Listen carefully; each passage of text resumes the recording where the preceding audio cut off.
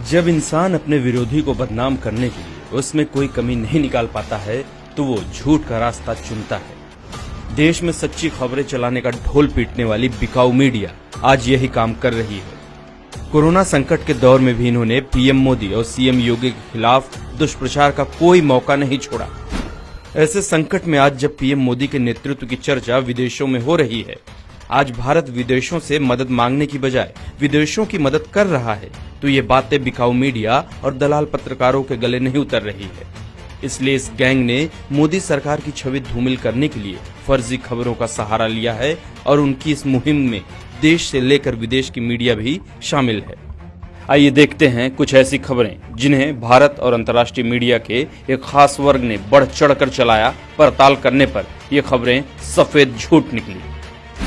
अरब media channel अल जजीरा news channel ने PM Modi की छवि को अंतर्राष्ट्रीय स्तर पर खराब करने के लिए अमेरिकी राष्ट्रपति ट्रंप के बयान को तोड़ मरोड़ कर पेश किया और बताया कि राष्ट्रपति ट्रंप की धमकी से डरकर पीएम मोदी ने हाइड्रोक्सी क्लोरोक्विन दवा के निर्यात से प्रतिबंध हटाया है।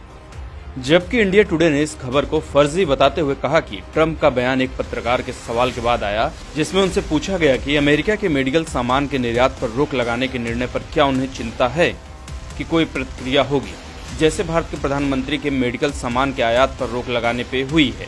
तब ट्रंप ने अपने बयान में कहा कि पीएम मोदी ने उन्हें यह दवाई देने का आश्वासन दिया है और जहां तक उनकी जानकारी है भारत यह दवा अमेरिका को दे रहा है। उन्होंने कहा कि प्रतिक्रिया होगी और क्यों नहीं होगी, पर इसका संदर्भ उनके निर्यात पर रोक लगाने के फैसले से था, भारत के दवाई भेजने से नहीं।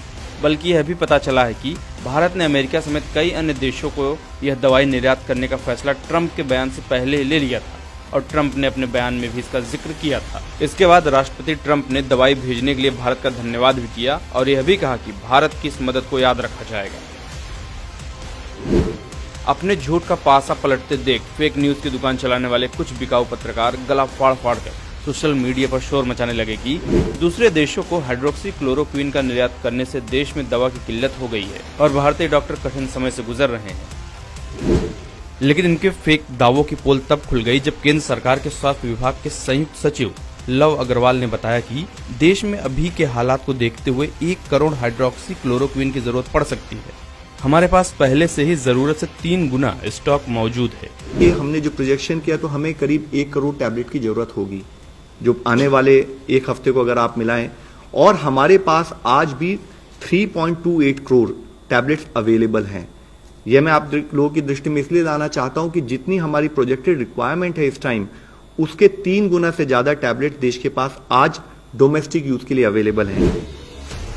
इससे पहले भी इन बिकाऊ पत्रकारों ने प्रधानमंत्री को गलत साबित करने के लिए उनके हर फैसले या अपील पर लोगों को भ्रमित किया। लॉकडाउन के दौरान प्रधानमंत्री नरेंद्र मोदी ने जब पूरे देश को एकजुट करने के लिए 5 अप्रैल को 9 बजे 9 मिनट के लिए लाइटें बंद करके दिए और मोमबत्ती जलाने की अपील की, तो देश के विपक्ष से लेकर लिबरल गैंग सभी के सभी इलेक्ट्रिकल इंजीनियर बन गए। 9 मिनट लाइट बंद करने की वजह से इन्होंने देश के पावर ग्रिडों के फेल होने की बात कह दी। ऐसे दोगले पत्रकारों को कांग्रेस का भी साथ मिला।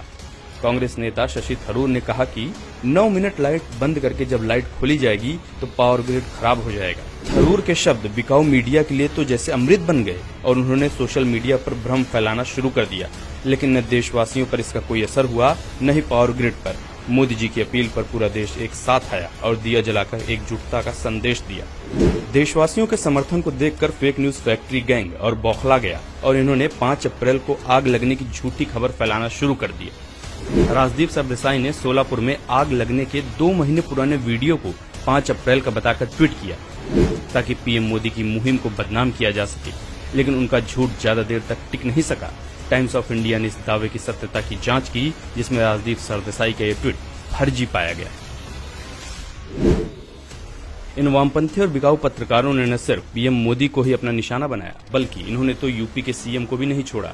आज जब कोरोना के खिलाफ अपनी सतर्कता और बेहतरीन शासन प्रबंध से सीएम योगी पूरे देश के लिए एक उदाहरण पेश कर रहे हैं, तब भी इन्हें परेशानी हो रही है। ताजा मामला यूपी के भदोही का है, जहां इस फेक न्यूज ब्रिगेड के 5 बच्चों के मौत की खबर को गलत तरीके से पेश किया गया। यूपी के भदोही में मंजू देवी नाम की एक महिला ने अपने 5 बच्चों को नदी में डुबाकर मार दिया। पत्रकार हंसराज मीणा, सलीम अख्तर सिद्दीकी समेत कई पत्रकारों ने इसको लॉकडाउन की विफलता बताया और कहा कि लॉकडाउन की वजह से महिला बच्चों को खाना नहीं खिला पा रही थी, जिस कारण उसने वारदात को अंजाम दिया। जबकि मंजू देवी ने बताया कि पति के विवाद एवं मानसिक तनाव के कारण अपने 5 बच्चों को उसने गंगा में डुबो दिया। वामपंथी प्रोपेगेंडा वेबसाइट द वायर के संपादक सिद्धार्थ वरदराजन भी योगी सरकार के खिलाफ फेक न्यूज फैलाते पकड़े जा चुके हैं। संपादक वरदराजन ने सीएम योगी पर झूठी टिप्पणी करते हुए कहा था कि जिस दिन तबलीगी जमात का आयोजन हुआ था उस दिन योगी आदित्यनाथ ने जोर देकर कहा था कि 25 मार्च से 2 अप्रैल तक रामनवमी के अवसर पर अयोध्या में आयोजित होने वाला एक बड़ा मेला हमेशा की तरह आयोजित होगा। इसे लेकर सीएम योगी के मीडिया सलाहकार मृत्युंजय कुमार ने उन्हें आगाह करते हुए कहा था कि झूठ फैलाने का प्रयास न करें। मुख्यमंत्री योगी आदित्यनाथ जी ने कभी ऐसी कोई बात नहीं की है। यूपी सरकार ने ऐसा कोई सर्कुलर जारी नहीं किया है, लेकिन अपनी जिद पर अड़े वरदराजन नहीं माने, जिसके बाद यूपी पुलिस ने फर्जी खबर फैलाने के मामले में सिद्धार्थ वरदराजन पर मुकदमा दर्ज किया। एक तरफ देश इतने बड़े संकट से गुजर रहा है, पूरा देश एकजुट होकर इस महामारी से लड़ रहा है। महामारी पर लगाम लगाने के लिए सरकार हर संभव प्रयास कर रही है। ऐसे समय में सरकार का साथ देने की बजाय बिकाऊ मीडिया अपना एजेंडा भुनाने के लिए मोदी सरकार के खिलाफ दुष्प्रचार कर रही है। ये गिरोह आज इतना गिर चुका है कि सरकार को बदनाम करने के लिए इन्होंने लाशों पर राजनीति करना शुरू कर दिया है। इसलिए इस संकट के समय इनकी बातों में न आए, हर खबर को फैलाने से पहले उसकी प्रामाणिकता जांच ले।